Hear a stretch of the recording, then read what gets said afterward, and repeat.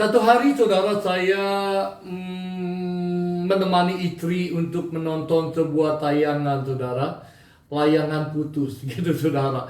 Nah, ketika saya nonton film itu saudara, jujur saya kok berpikir ada seorang laki-laki seperti Aris itu saudara. Punya istri cantik, saudara punya istri yang pintar, saudara punya istri yang sabar, saudara begitu perfect sekali saudara. Namun di dalam film itu ternyata dia punya selingkuhan saudara. Ya, dan dalam kisah itu saya melihat kok orang ini dahsyat saudara. Ya, tanda petik ya, bebalnya luar biasa gitu saudara. Akhirnya dia menduakan istrinya yang begitu mencintainya dia. Ya, saudara, di dalam hidup kita, saya yakinkan saudara bahwa ada satu pribadi yang sangat mencintai kita, sangat menyayangi kita, dan dia tidak pernah meninggalkan kita, saudara. Dan betapa kecewanya dia jika ternyata kasihnya yang begitu besar yang diberikan kepada kita, saudara, ya kita sia-siakan, bahkan kita selingkuhi dengan ilah-ilah yang lain, saudara. Ya, dia adalah Allah yang kita sembah, Yesus. Nah, hari ini saudara, saya akan membawa saudara untuk membaca satu kebenaran firman Tuhan. Keluaran 34 saudara, ayat yang ke-14 berkata begini, sebab janganlah engkau sujud menyembah kepada Allah lain, karena Tuhan yang namanya cemburuan adalah Allah yang cemburu.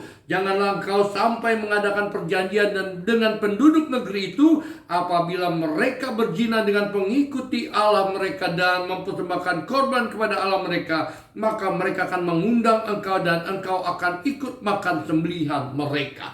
Bapak Ibu yang terkasih dalam Tuhan, Allah yang saudara sembah dan saya sembah itu adalah Allah yang cemburu, saudara.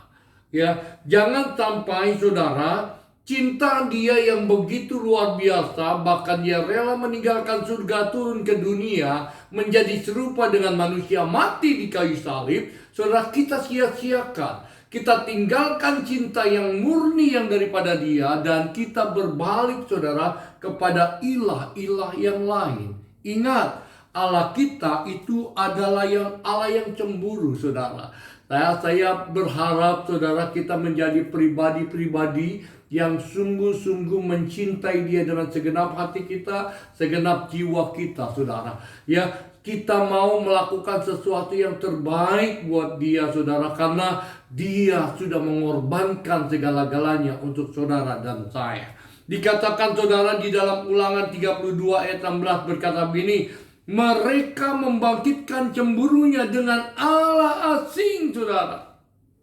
Mereka menimbulkan sakit hatinya dengan dewa-dewa kekejian. Ini bangsa Israel sama seperti Aris saudara. Ya, menggadaikan cintanya Tuhan. Ya, Tuhan yang menuntun mereka keluar dari tanah perbudakan saudara, ya dipelihara oleh tiang awan, tiang api saudara, diberi makan ya namanya burung ya, burung dan roti yang luar biasa turun dari surga, mana-mana itu saudara. Tapi akhirnya dalam perjalanan hidup mereka tetap menduakan Tuhan saudara.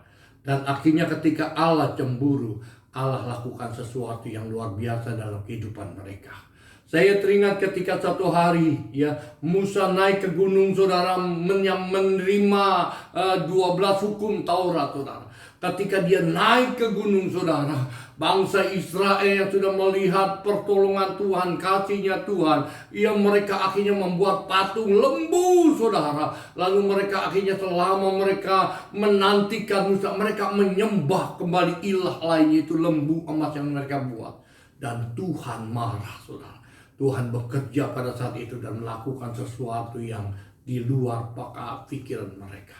Saya berdoa pagi hari ini saudara, biarlah cinta kita hanya kita tujukan kepada Yesus. Katakan amin. Cinta kita tujukan kepada dia dan jangan kepada ilah-ilah yang lain.